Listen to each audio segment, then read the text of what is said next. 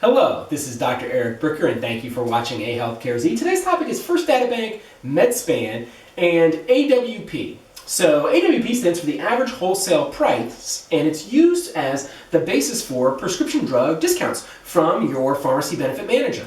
Now, the average wholesale price is not based on the national average drug acquisition cost, or the NADAC, right? And so what happens is then you get what is called spread pricing. And I have a whole other video that talks about how PBMs make money with spread pricing off of generic medications. But let's just say, for the sake of brevity, that the average wholesale price, which is sort of the benchmark price, and then they take a discount off of that, and that's the amount that the employer would pay, that is much, much more than the actual cost of the drug or the acquisition cost. And the spread between the two is what the middleman, the PBM, keeps. Now that's highly simplified. I encourage you to go to this other video to learn more about that. But I am going to tell you a story specifically about First Databank. Because these two firms, First Databank and Medi-span, they're the companies that come up with these benchmark prices, like AWP. So that begs the question, who in the world are First Databank and Medi-span? Okay, so First Databank is headquartered in San Francisco. It is over 40 years old, and it is a subsidiary of a company called Hearst Health. Aha! Hearst Health, as in like Hearst, as in like William Randolph Hearst, as in like the media company that owns a bunch of cable TV channels and newspapers? That's kind of odd. Now, this is the same Hearst Health that also owns the MCG Care guidelines that are used as the basis for pre-certification, utilization review, and denials by the majority of healthcare systems and health insurance companies in America.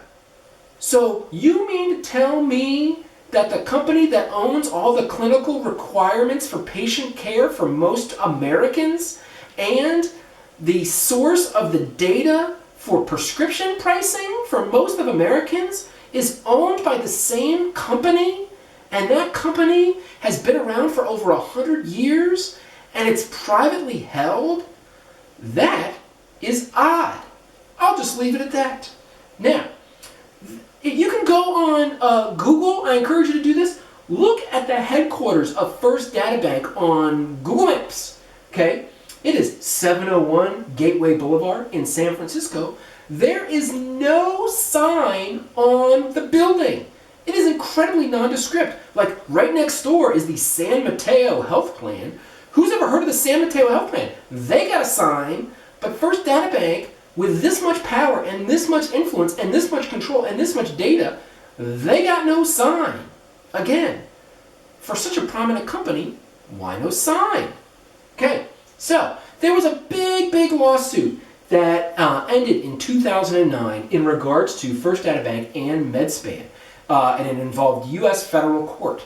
And I won't get into the details of it, but basically First Databank and Medi-span agreed to voluntarily make AWP go away because it was found to be unfair, potentially rigged. Like I said, there was a settlement. I'll let you look into, and I'll leave a link in the show notes to what that settlement was. Okay, now, as a result of AWP going away, if you go onto the First Databank website, you can see the other price databases that have replaced AWP. And I'm going to go through them now. There are 7 of them.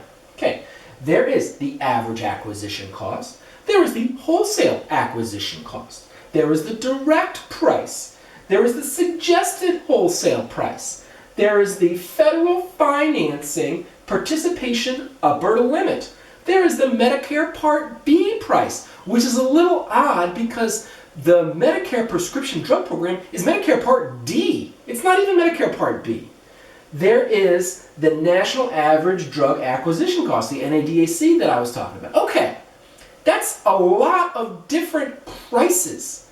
Now, if you get down to it, there is a drug manufacturer who is the maker, and there is a patient or a customer who is the consumer. And in a very simple world, there is one price. It's the price that the pharmaceutical company drug manufacturer sells the drug for, and that's the same price that the customer or the patient pays for, right? There's one price, which means that if there are all of these different prices, like what price are you as an employer paying, and who's paying all these other prices?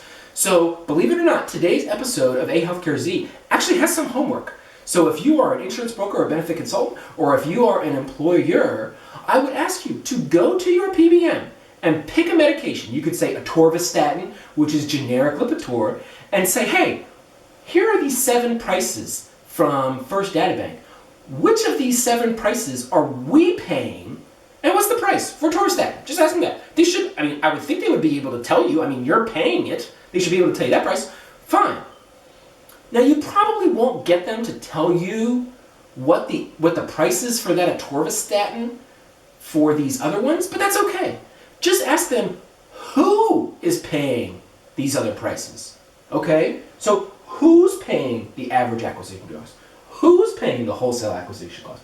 Who's paying the direct price? Who's paying the suggested wholesale price? Who's paying the federal financing participation upper limit? Who's paying the Medicare Part B price? Who's paying the national average drug acquisition cost? This is so complicated that maybe it's too complicated on purpose.